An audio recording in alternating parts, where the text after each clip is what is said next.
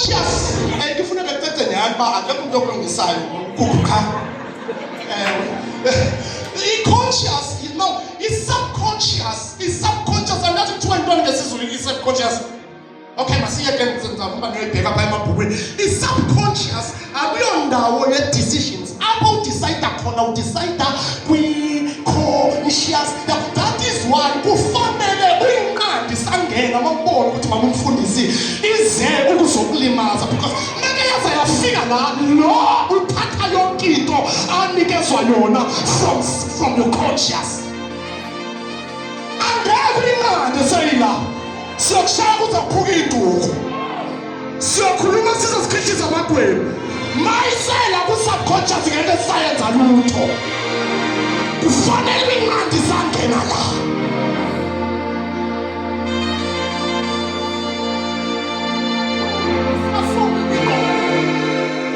Sisakwingqondo yokumazi.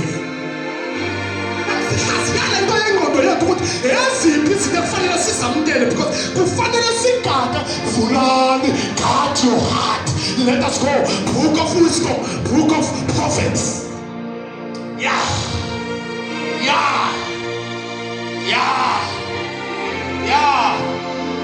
Book of prophets. Shut up, Akoda Saya.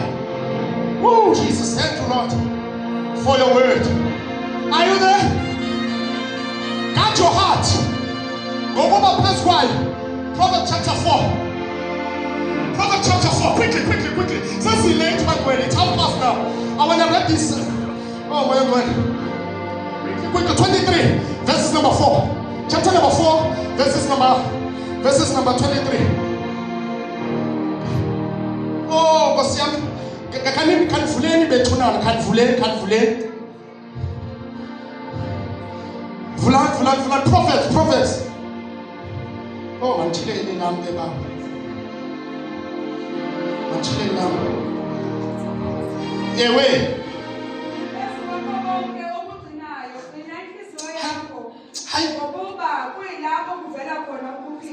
They create issues of life.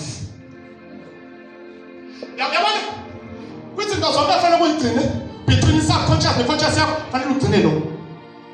guard your heart. This is a wisdom. I look at his really power. This is a wisdom. I'm going to talk about it. Mighty, guard your heart. Also your soul. Also your mind. Guard your heart. I don't know if guard balu. Everyone is sure guard your heart. Because umake wazo wangayigada kwaze kwafinyelela la ngizontshela ngalo imenene lalo.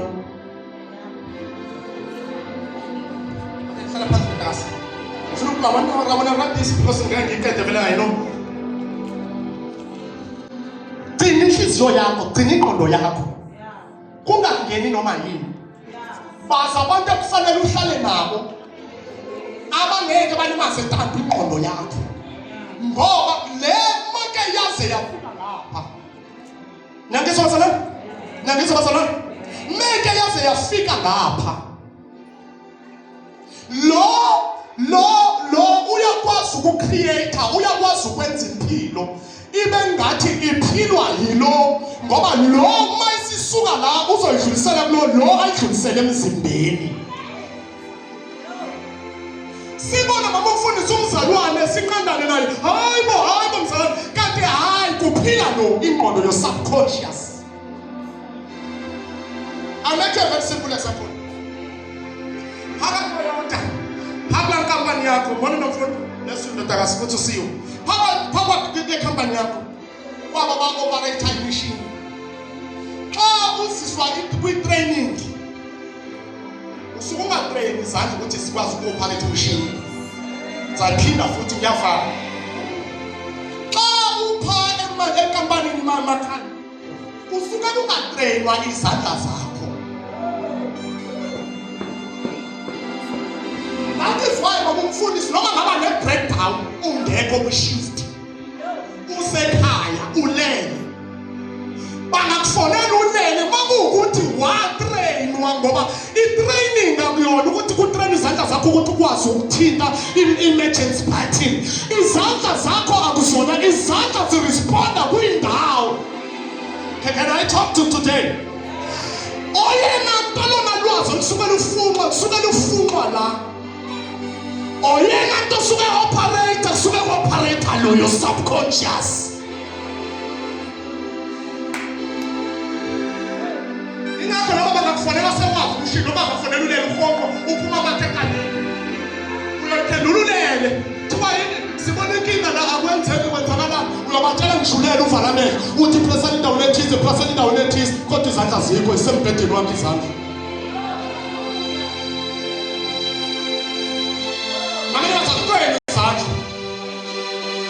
Train ingqondo yakho.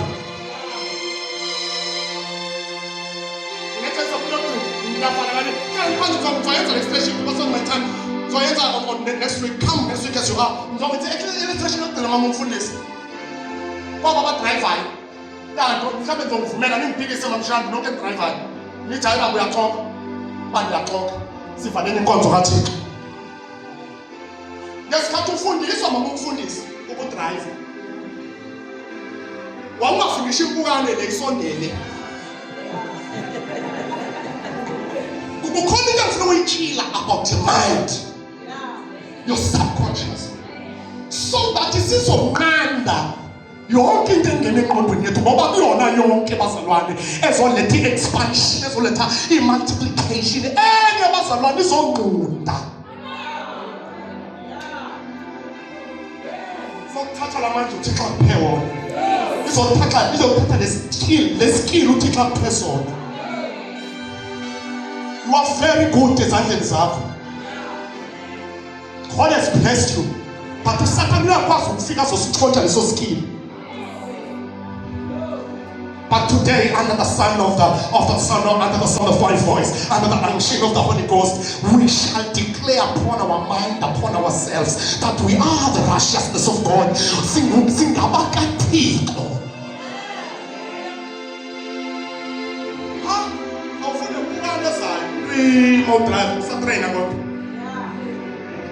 Isikembe ngathi ngephukani lakho ama-pedals wena.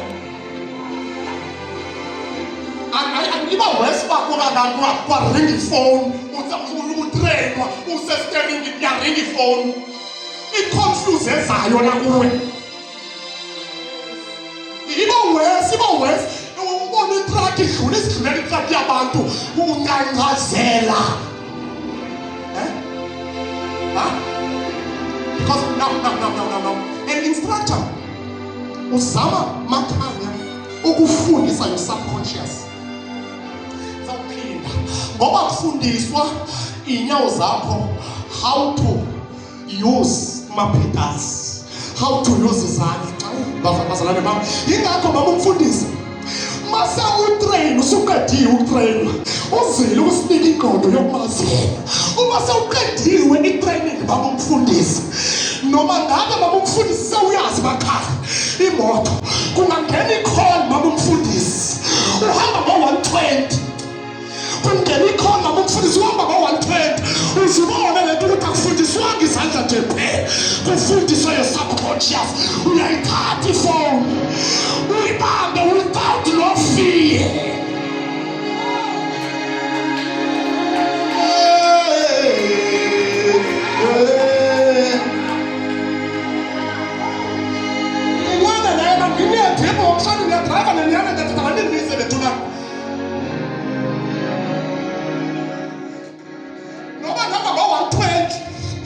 Ngoba uzile ukusinika ingqondo yokumazela ewuphela noma ngihamba ngo-120 ntando khuluma ngaloko ngisemba madoda uba ngiyaqamba abantu noma ngihamba ngo-120 unganginikeza ijuice khathaphala soya ngivule ngiku-120 ngimume ngiku-120. Oh God,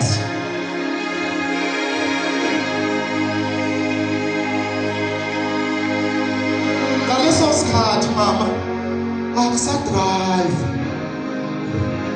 izandla zakho self-driver.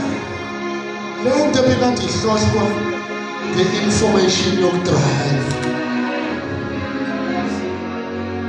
information. Now, there is this information. Mama, utitha kumakhulafu namhlanje yokwazi yena unyana kaThixo, yokwazi yena ekuphela kwakhe uNkulunkulu amzalele.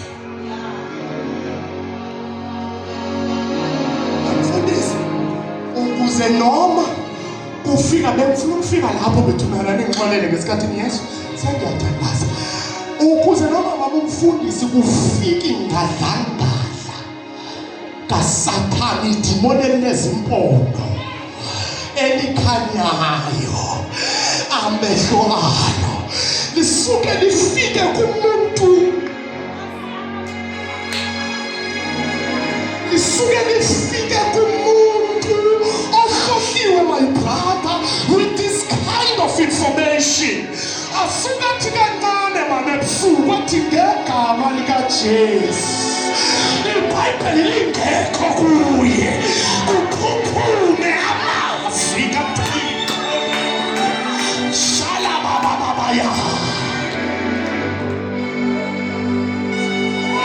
Guard your heart. Guard your heart. Stand up out of it. Guard your heart. Because the treasures of life are.